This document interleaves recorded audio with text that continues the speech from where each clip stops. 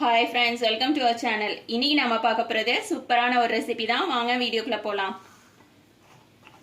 இது பாத்தீங்கன்னா Oreo biscuit எடுத்துர்க்கேன். Oreo பிஸ்கட்டை first வந்து ஒரு பவுல்ல போட்டுக்கலாம். உடைச்சு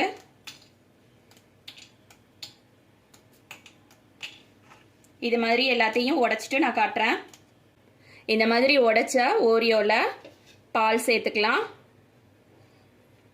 பால் வந்து காய்ச்சினது காய்ச்சாதது எதா இருந்தாலும் பரவாயில்ல.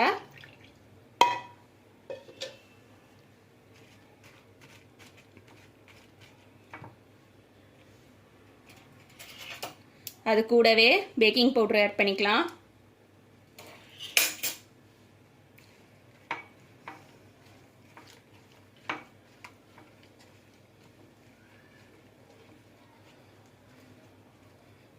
நல்லா மிக்ஸ் பண்ணிட்டு ஒரு 5 நிமிஷம் வெயிட் பண்ணலாம்.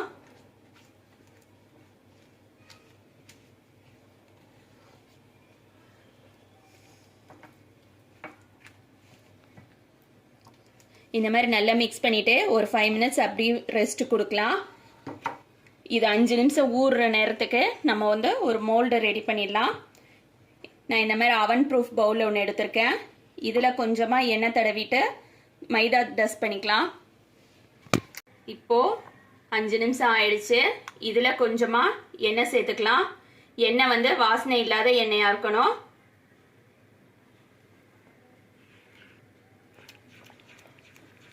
எண்ணெய் சேர்த்துட்டு நல்லா மிக்ஸ் பண்ணிக்கலாம்.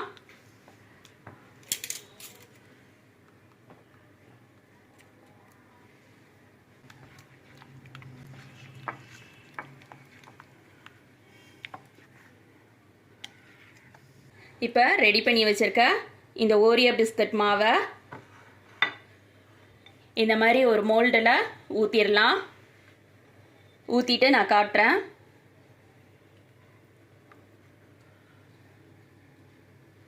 இப்போ உள்ளே ஊற்றியாச்சு.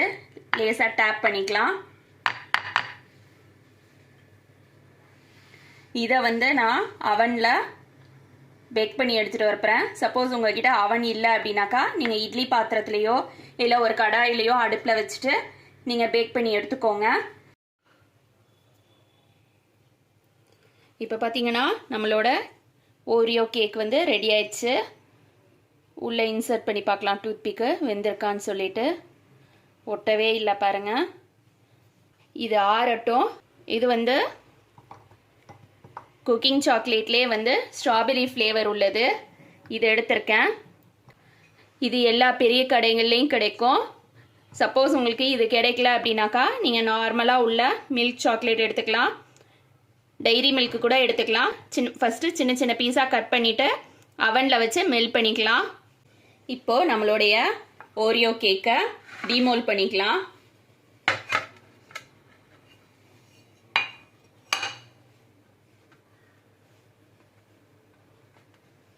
கேக் பாருங்க எந்த அளவுக்கு சாஃப்டா இருக்குன்னு சொல்லிட்டு. இப்போ இதை கட் பண்ணிக்கலாம்.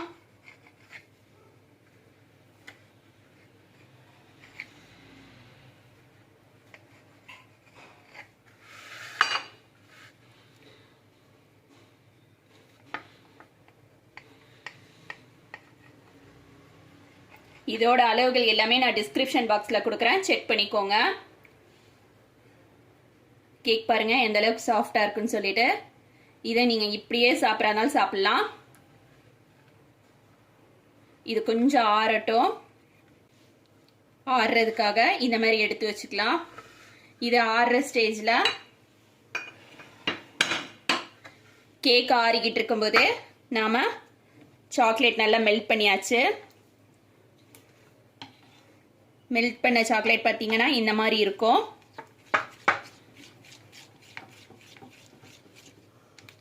கட்டிகள் எதுவும் இல்லாமல் நல்லா கரைச்சி விட்டுக்கோங்க.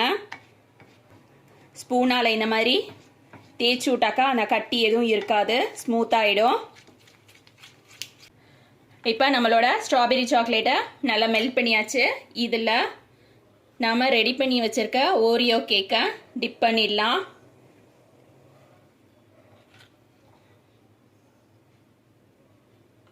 ஃபுல்லாக எல்லா பக்கம் கோட் கொடுத்துட்டு சாக்லேட்டால்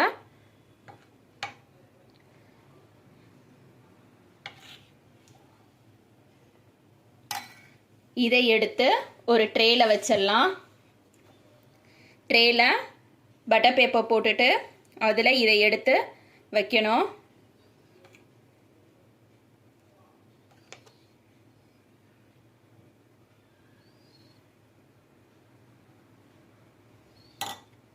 எக்ஸஸாக இருக்க சாக்லேட் எல்லாம் கீழே அப்படி வடிச்சு விட்டுறலாம்.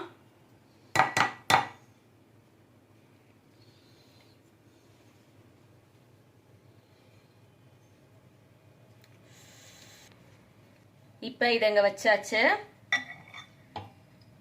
இதில் லேசாக நட்ஸ் ஏதாவது கட் பண்ணதை கொஞ்சமாக மேலே தூவிக்கலாம். நம்ம விருப்பம் போல ஏதாவது ஒரு நட்ஸ் போட்டுக்கலாம். இதே மாதிரி நான் எல்லாத்தையும் பண்ணிட்டு காட்டுறேன். இப்போ மேலே நட்ஸ் எல்லாம் போட்டாச்சு. போட்டதுக்கப்புறமா இதை ஃப்ரீசரில் ஒரு 5 மினிட்ஸ் கழித்து ஃப்ரீசரில் 5 மினிட்ஸ் வச்சு எடுத்துகிட்டு வர்றேன். இப்போ பார்த்தீங்கன்னா நம்மளுடைய சாக்லேட் கேக்கு வந்து ரெடி ஆயிடுச்சு. அவுட்டர் போர்ஷனில் சாக்லேட் இருக்கு. உள்ளுக்குள்ளே பார்த்தீங்கன்னாக்கா கேக் இருக்கும். இதை நான் பிச்சு காட்டுறேன். இந்த மாதிரி இருக்கும். சூப்பராக இருக்கும். இதே மாதிரி நீங்களும் உங்கள் வீட்டில் செஞ்சு பாருங்கள். தேங்க்ஸ் ஃபார் வாட்சிங்.